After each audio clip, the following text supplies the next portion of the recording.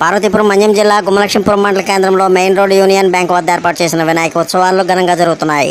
ఈ ఉత్సవ కమిటీ ఏర్పాటు చేసిన మహా అన్న సమారాధన కార్యక్రమంలో కుప్పం నియోజకవర్గ ఎమ్మెల్యే ప్రభుత్వ విప్పు తోయిక జగదీశ్వరి పాల్గొన్నారు. విఘ్నేశ్వరుని దర్శించుకుని భక్తులకు స్వయంగా అన్నప్రసాదాన్ని వడ్డించారు.